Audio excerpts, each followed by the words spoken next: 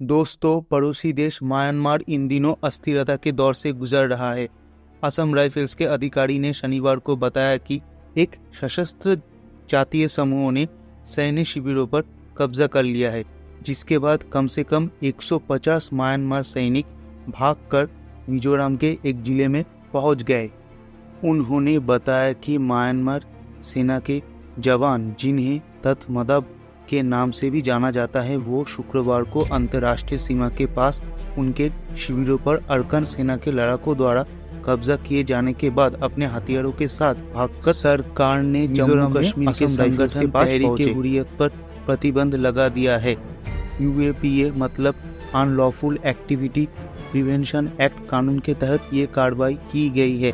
केंद्रीय सरकार के गृह मंत्री अमित शाह ने ये जानकारी दी। गृह मंत्री ने बताया कि ये संगठन गैर कानूनी गतिविधियों में शामिल है और जम्मू कश्मीर को भारत से अलग करके राज्य में इस्लामिक शासन स्थापित करना चाहता है।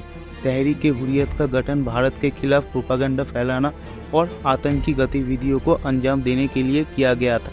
तो दोस्तों, UAE और भारतीय सेना के बीच साझा युद्ध अभ्यास होने जा रहा है।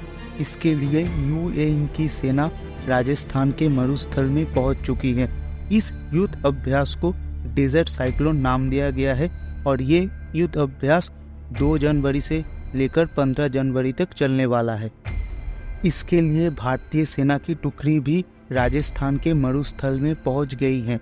वही डेजर्ट साइक्लोन 2024 भारत और UAE की सेना के बीच शुरू होने वाला संयुक्त युद्ध अभ्यास थर के मरुस्थल में किया जाएगा।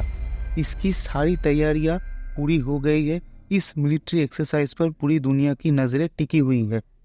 दोस्तों, भारतीय सेना की ADGPY द्वारा सोशल मीडिया X पर साझा की गई सूचना के अनुसार the inauguration edition of joint military exercise Desert Cyclone between India and UAE will be conducted from 2nd January to 15 January 2024 in Rajasthan.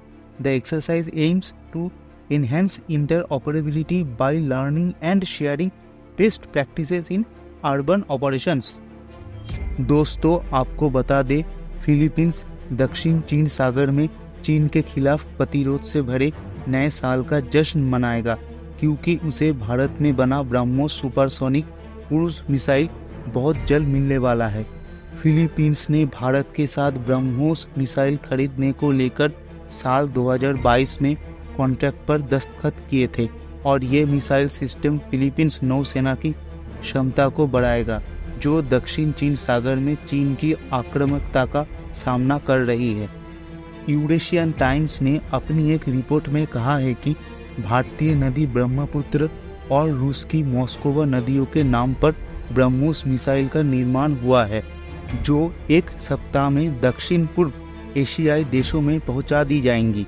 Missile units दुनिया की सबसे लंबी तटरेखा वाले देश को सुरक्षित करने में मदद करेगी। ब्रह्मोस के डिलीवरी के बाद Philippines supersonic antiship cruise missile क्षमता वाले दक्षिण पूर्व एशियाई देशों के एक छोटे क्लब में शामिल हो जाएंगी।